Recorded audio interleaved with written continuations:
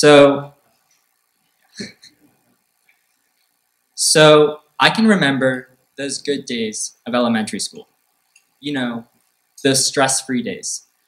The days of little to no homework, maybe a quiz or two a week at most, mind you, very easy quizzes or tests.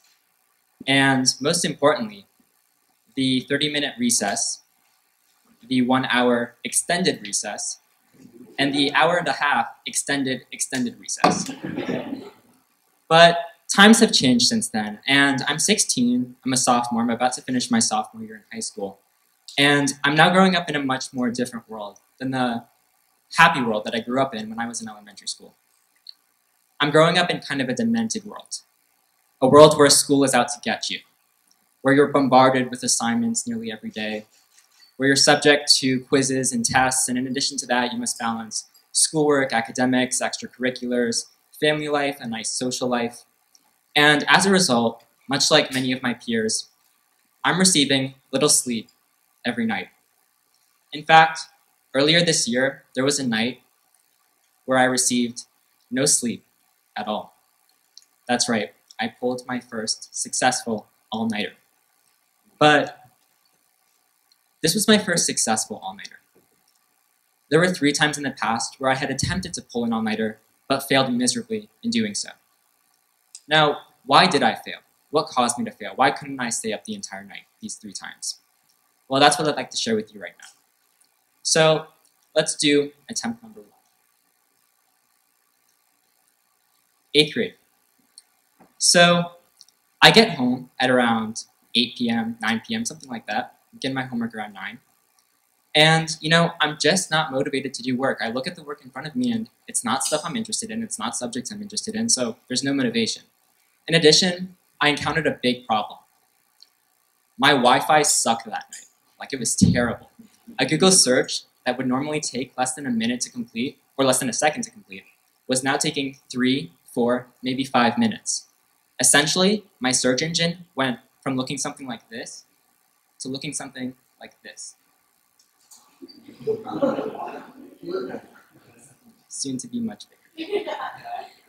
And so, this faulty Wi-Fi connection, coupled with my lack of motivation to complete my work, resulted in me doing absolutely nothing that night. I did not even begin a single bit of homework.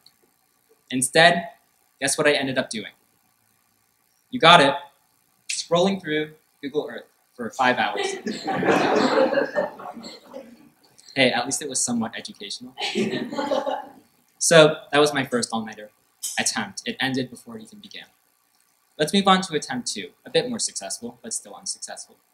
So, began similar to the first. I got home 8, 9 p.m. This time I was actually motivated by the work. It was in subjects that I actually enjoyed, and my Wi-Fi was working this time, so that's good. And so, I began working. I got about 50% of my work done at around 12 a.m., but then it all came crashing down because I was being very stupid. You see, I didn't have a desk lamp or anything at the time, so I had to keep the lights on in my room such to illuminate my room, right, to complete all my work. And so I also made the stupid mistake of leaving the door to my room open for some reason.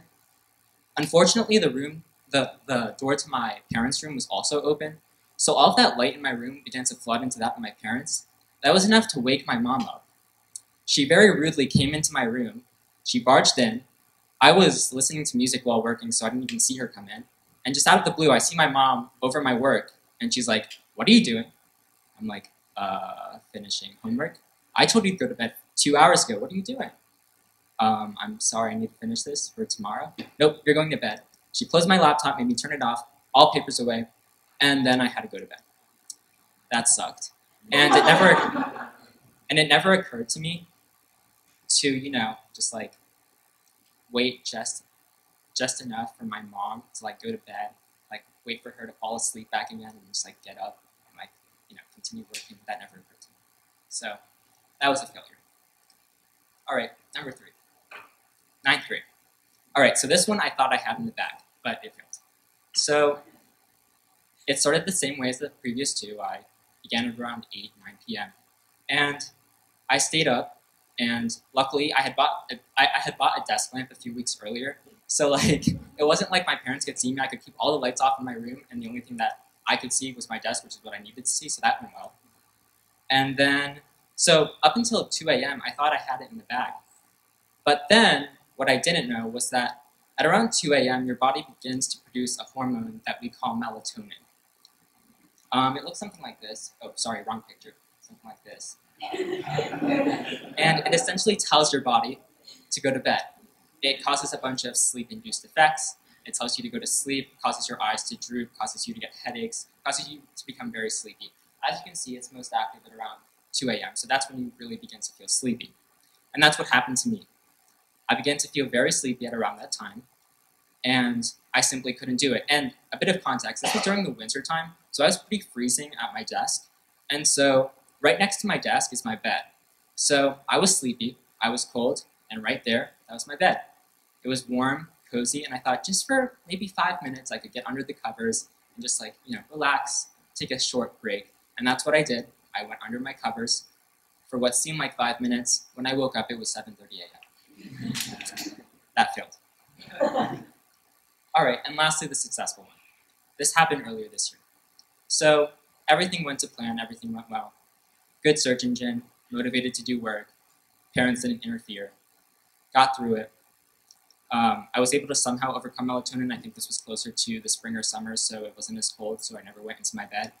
And I stayed up until around 7:30, and by that time it was time for me to get ready for school. And that's that story. Now, why am I telling you this story? Like, what do all-nighters have to do with anything? Well, we can tie the concept of all-nighters to enacting change in our society. So I'd like to share this diagram that kind of depicts my failures over the course of me pulling an all-nighter. So on the bottom, you'll see the time. It progresses from 8 p.m. to 5 a.m. And then on the side, you'll see the level of energy required. In other words, how much effort you need to put in to stay awake over the course of the night. So as you can see, we have these humps that you have to get over. These are kind of the challenges that you face throughout the night. And then once you overcome those challenges, you have kind of a flat region where you're pretty much fine until the next hump arises. So the first hump, of course, that I had to overcome was my faulty Wi-Fi connection. And that was only applicable to my first all-nighter. So, I was able to get past that for my second and third. But for my first, of course, I failed at that green hump. The second one was my parents getting too involved and caring more for my health than about school. But when you're a high school student, you really don't care about your health. Just get homework done. But anyways, so I stayed up. And yeah, my parents got involved, so that sucked. But I got through it, and for my third all-nighter, I was able to get past those first two humps. But then the melatonin rush came, and I wasn't able to get through it. So that's why I failed the third time. However, the fourth time, I was able to get through all three of these challenges, and that's what allowed me to stay up for the rest of the night. And so let's go back to elementary school and simplify all of these failures into a simple equation. So we have a non-functioning search engine, plus your parents becoming involved, plus a melatonin rush, equating to failure. And we can kind of take a more optimistic perspective on this. How can we instead achieve success when trying to pull an all-nighter? Well, instead, we can have a functioning search engine. We can resist parental interference, even when our parents become involved. And we can also resist this melatonin rush. And so, how can we tie this into a bigger picture? How can we tie this picture into change? Well, on the top, you'll see the equation that you saw on the previous slide for success during an all-nighter, but then on the bottom, you'll see a more general equation. Opportunity plus determination plus passion equals success. And each of the colors on the top represents something that we need to achieve on the bottom. So to explain, a functioning search engine. That represents opportunity. Luckily, we grew up in the US, and the US is one of the world's most technologically advanced nations. So most of us do have access to a very nice search engine. However, I didn't the first night. I had no opportunity. Something that would normally take me less than a second to search up was now taking 5 minutes, and I simply couldn't bear with that. So there was no opportunity there. However, in the future, I did have that opportunity, and so that's that. Next, determination. So I was able to resist parental interference by using my desk lamp. However, what I could have also done had my parents somehow discovered what I was doing was just, again, waited for my mom and dad to go back to bed, stayed up just enough, and waited for them to fall asleep, gotten back up, and gotten back to work without them ever knowing anything. And so I could have done that, and that represents determination. Even when others become involved or are trying to hinder your progress, finding ways to continue to persist. And lastly, passion. Passion is represented by that resistance to that melatonin rush. Melatonin is very hard to overcome. In contrast to the other challenges, melatonin is a hormone produced by your body, so your body is secreting that hormone. Therefore, you must continuously tell your body to just continue plowing on despite the drowsiness that you may feel. And so, remember during my third all-nighter how I was telling you how cozy my bed seemed, how the comfort of my bed? Well, comfort is the easy way out. Comfort is the path that people take when they just want to get out of a situation. It represents a lack of passion. It represents the fact that they don't want to continue what they're doing. Now, I was by no means passionate in my work. Who is passionate about their work? But what I was able to do was be passionate about my need to complete my work by that next morning.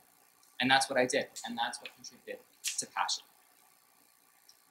So those three equal success. Now, where have we seen this in our society? Where have we seen this among our youth? Well, let's take a movement that began last year, a movement that I'm sure all of you have heard about, the March for Our Lives movement.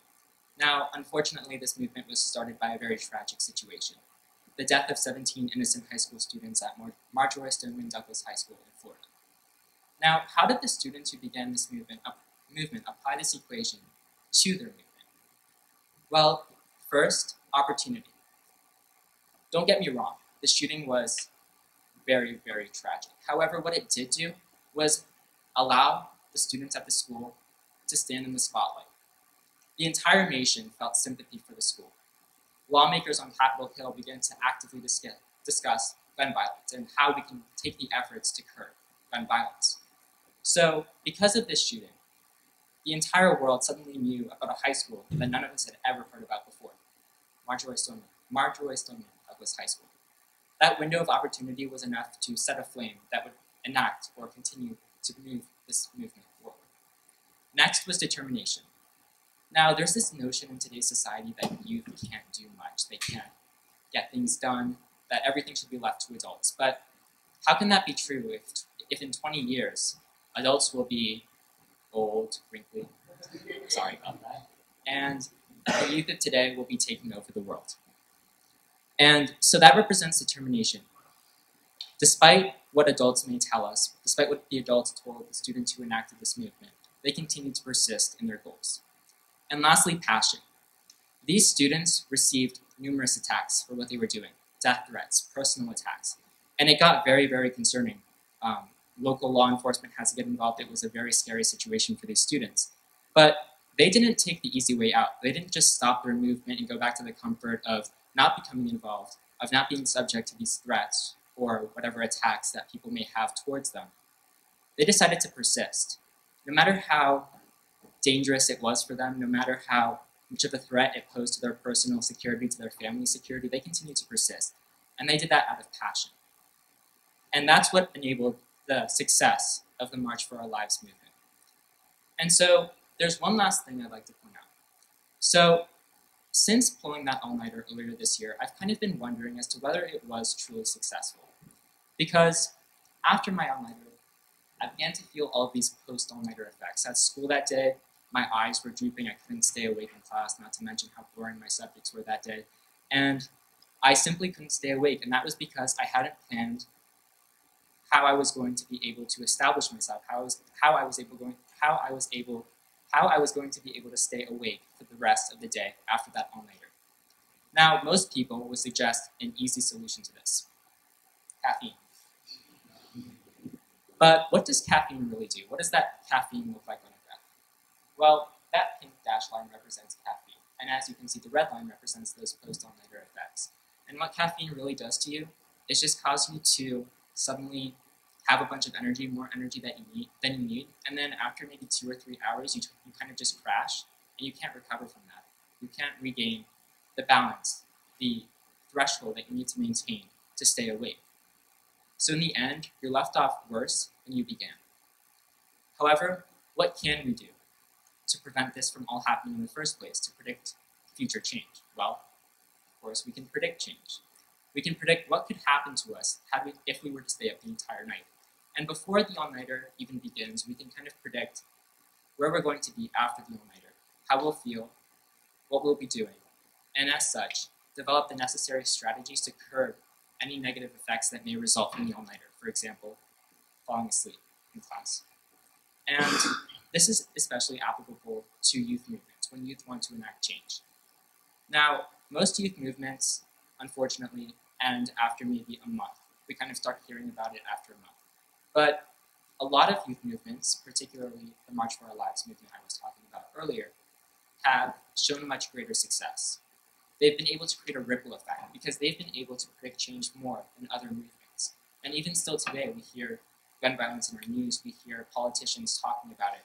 And a large reason for that was the ability of these students, of these high school students at this high school, to predict change and to imagine what could have stopped them in their tracks, what could possibly kind of make their movement die down.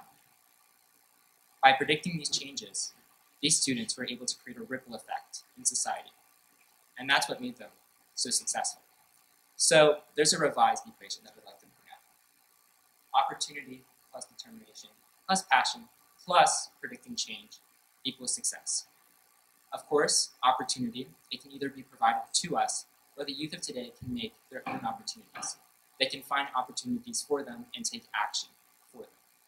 Next, determination and passion, remaining determined and passionate in whatever we're advocating for or whatever we hope to enact change in.